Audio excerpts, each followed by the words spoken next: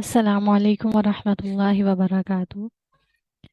اللہم صلی علی محمد فی اول کلامنا، اللہم صلی علی محمد فی اوسط کلامنا، اللہم صلی علی محمد فی آخر کلامنا۔ آج الحمدللہ ہم لوگ سورہ نور جو ہے اس کو شروع کریں گے، اور سورہ نور کا سب سے پہلا تو جو ہے کہ یہ اس کا نام سورہ نور کیوں ہے؟ تو اس کی جو سب سے پہلی وجہ وہ یہ کہ یہ جو صورت ہے، اس کے 5ویں رکوع کی جو پہلی آیت ہے اس میں اللہ نور السماوات والارض کہ جو ہے نا یہ جملہ آیا ہے، یعنی اللہ تعالیٰ آسمانوں اور زمین کا نور ہے۔ تو اس صورت میں اللہ کے نور کا ذکر ہے، اس لیے اس صورت کا نام سورہ نور ہے۔ اور یہ جو صورت ہے یہ مدنی صورت ہے، اور آتا ہے کہ یہ 6 ہجری کے آخر میں مدینہ منورہ میں نازل ہوئی تھی۔ اور اس کے بعد یہ کہ اب ہم نے یہ صورت پڑھنی ہے تو سب سے پہلے ضروری یہ ہے کہ ہم اس صورت کا جو تاریخی پس منظر ہے نا اس کو جان لیں، یعنی کہ کن حالات میں اس صورت کا نزول ہوا تھا۔ تو انشاءاللہ جب ہم لوگوں کو تاریخی پس منظر پتہ ہوگا تو پھر ہمیں صورت کو سمجھنا آسان ہو جائے گا۔ اور وہ جو تاریخی پس منظر ہے وہ مختصر اس طرح ہے کہ جب نبی کریم صلی اللہ علیہ وسلم مکہ سے ہجرت کر کے مدینہ منورہ تشریف لائے تھے، تو یہاں آ کے آپ صلی اللہ علیہ وسلم نے یہود سے مصالحت کا جو تھا نا معاہدہ فرمایا تھا، جس کو رسول اللہ صلی اللہ علیہ وسلم ہمیشہ نبھاتے رہے تھے، لیکن جو مطلب آپ وفا کرتے رہے تھے، لیکن اس وقت کے جو یہود تھے، جو مدینہ کے رئیس تھے اور وہ مطلب بڑے مانے جاتے تھے، سردار مانے جاتے تھے، آپ صلی اللہ علیہ وسلم کی نا مدینہ تشریف آوری کے بعد اور اسلام کی جو شان و شوکت ہے اس کو دیکھ کر ان کو سخت حسد ہوتا تھا اور ان کو غصہ آتا تھا، اس لیے وہ ہمیشہ آپ صلی اللہ علیہ وسلم اور مسلمانوں کو تکلیف دیتے تھے۔ اور جب غزوہ بدر ہوئی تھی 2 ہجری میں، تو جو کفار مکہ کے مقابلے میں جب مسلمانوں کو فتح ہوئی تھی، تو جو یہود مدینہ تھے نا ان کے جو غصے کی کوئی انتہا نہیں رہی تھی، ان کو سخت غصہ آیا تھا، تو انہوں نے پھر اس ٹائم عہد شکنی شروع کر دی تھی، یعنی آپ صلی اللہ علیہ وسلم کے ساتھ جو مصالحت کا معاہدہ ہوا تھا نا اس کو توڑنا شروع کر دیا تھا، جس پر نا آپ صلی اللہ علیہ وسلم نے یہود کے جو مختلف قبیلے تھے نا ان سے جنگ کی تیاری شروع کی تھی اور تیاری کا حکم دیا تھا۔ تو پھر مقابلہ بھی ہوئے، تو کچھ جو قبائل تھے وہ جلا وطن ہو گئے، اور وہ لوگ جب وہاں سے نکل گئے تو وہ شام چلے گئے، کچھ خیبر چلے گئے۔ اور جب یہ سارا سلسلہ چل رہا تھا تو اس ٹائم جو قریش مکہ تھا وہ پہلے سے نا مدینہ کے جو یہود اور منافقین تھے نا ان کو خط لکھا کرتے تھے کہ، اور ان کو نا مسلمان اور اسلام کی مخالفت پہ ان کو مطلب ابھارتے تھے، اور یہ دھمکی بھی ان کو دی تھی، یہ جو مدینہ کے یہود اور منافقین تھے، کہ اگر آپ صلی اللہ علیہ وسلم کو تم لوگ نہیں نکالو گے مدینہ سے تو ہم تمہارے ساتھ جنگ کریں گے۔ گویا کہ مطلب یہ ہے کہ جو قریش مکہ، یہود مدینہ اور منافقین، سب جو یہ قوتیں ہیں نا یہ اسلام کے خلاف کھڑی ہو گئی تھی۔ اور پھر یہ ہے کہ ذی قعدہ 5 ہجری میں سب جو یہ تینوں قوتیں ہیں انہوں نے یہ جمع ہوئی، اور انہوں نے کہا کہ اب ہم مدینہ طیبہ پر حملہ کریں گے، اور یہ ان لوگوں کی جو تعداد تھی وہ 10,000 آدمیوں کی تعداد تھی، اور یہ مسلمانوں سے مقابلے کے لیے مدینہ کی طرف روانہ ہوئے تھے۔ تو جب آپ صلی اللہ علیہ وسلم کو یہ خبر پہنچی تو آپ نے صحابہ کو جمع کیا، تو اس ٹائم حضرت سلیمان فارسی رضی اللہ عنہ جو ہیں صحابی ہیں، انہوں نے اس ٹائم رائے دی تھی کہ ہمیں کھلے میدان میں نکل کے جنگ نہیں کرنی چاہیے، یہ مناسب نہیں ہے، بلکہ جس طرف سے ان لوگوں کے مدینہ کے اندر آنے کا احتمال ہے یا ڈر ہے نا، اس طرف خندق کھودی جائے۔ تو چنانچہ پھر آپ صلی اللہ علیہ وسلم نے نا ان کی اس رائے کو پسند فرمایا تھا، اور آپ نے نا 3,000 صحابہ کو لے کر خندق کھودنے کے لیے مطلب آپ صحابہ کے ساتھ گئے، اور یہ جو خندق ہے یہ 6 دن میں نا 5 گز گہری خندق کھودی تھی، یعنی اتنی تیار ہوئی تھی، اور اس کے کھودنے میں آپ صلی اللہ علیہ وسلم کا بہت بڑا ہاتھ تھا۔ تو ایک یہ بھی واقعہ آتا ہے نا کہ خندق جب مطلب صحابہ کھود رہے تھے تو ایک پتھر کی چٹان آ گئی تھی، جس کی وجہ سے وہ لوگ مطلب عاجز آ گئے تھے کہ وہ ہٹ نہیں رہی تھی، تو پھر آپ صلی اللہ علیہ وسلم نے مطلب اپنے دستے مبارک سے نا ایک دال مارا اس چٹان کو، تو وہ ٹکڑے اس کے ٹکڑے ٹکڑے ہو گئے تھے۔ پھر یہ کہ جو خندق ہے وہ تیار ہوگی، ادھر سے کفار کا لشکر بھی آ پہنچا تھا، اور ان لوگوں نے نا مدینے کا محاصرہ کر لیا تھا، اور تقریباً 1 ماہ تک مسلمانوں کا جو ہے نا وہ مدینہ میں محاصرہ رہا، اور مسلمان جو تھے وہ مدینہ میں محصور ہوئے ہوئے تھے۔ اور محاصرے کی وجہ سے نا مطلب کافی بے چینی پھیلی ہوئی تھی مدینہ میں، اور جو صحابہ ہیں ان پہ فاقوں کی کافی 3 3 دن گزر رہے تھے فاقے پہ، کیونکہ سامان نہیں پہنچ رہا تھا۔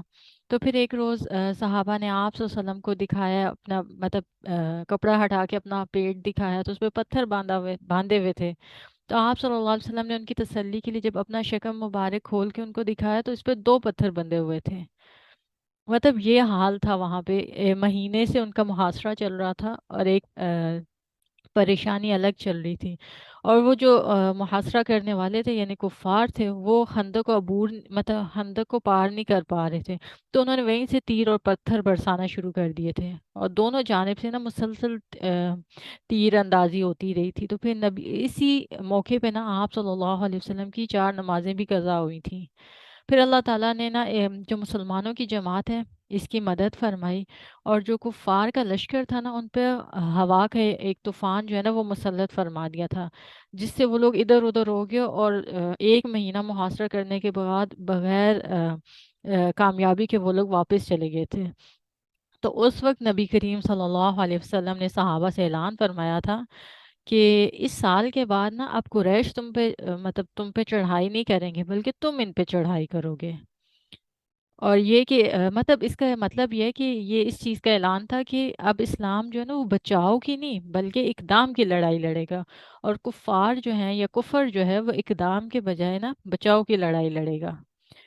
اور اس کے بعد یہ ہو کہ جو مشرکین، منافقین اور یہود، ان سب کو یہ چیز محسوس ہو گئی تھی کہ مسلمانوں کو نا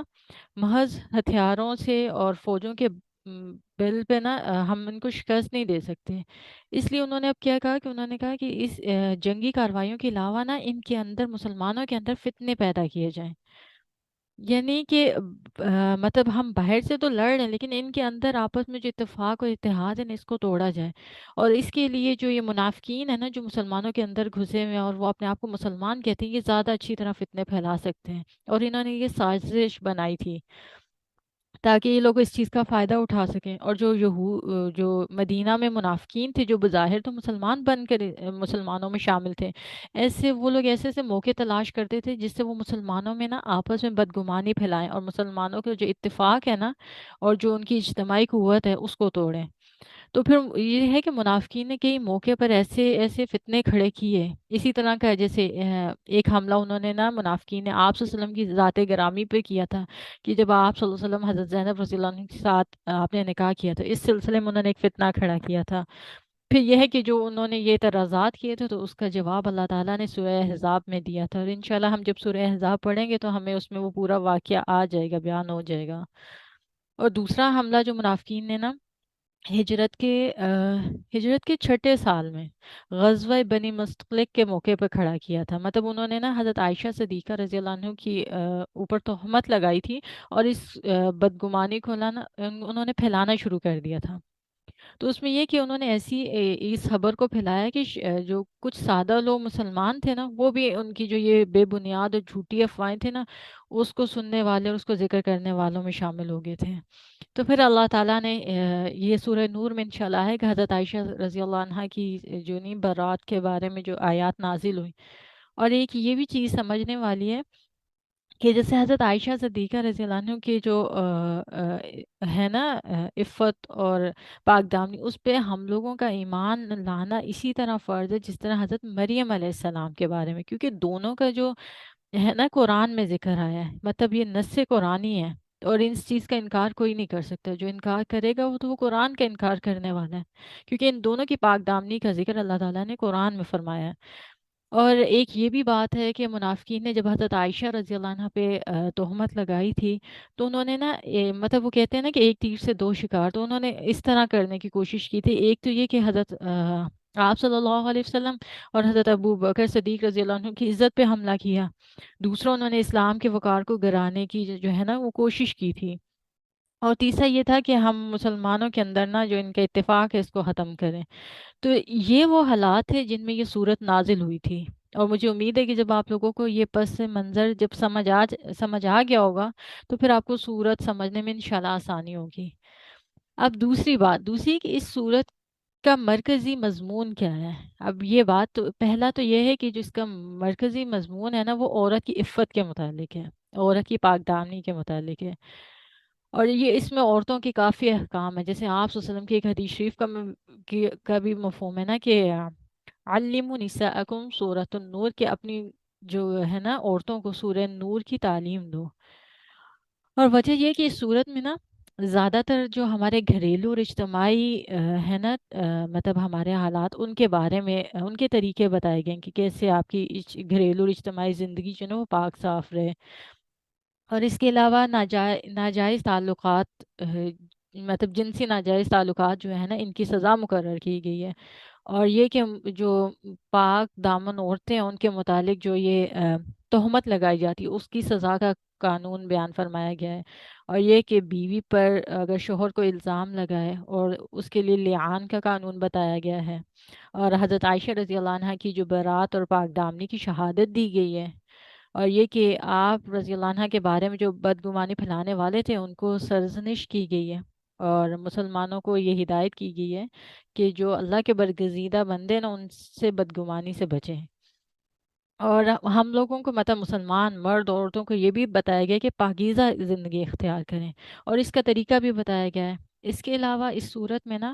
بیوہ عورتوں کی دوبارہ شادی کر دینے کی مصلحت بھی سمجھائی گئی ہے۔ اور جو ہمارا اسلامی معاشرہ ہے اس کو بیہودہ باتوں اور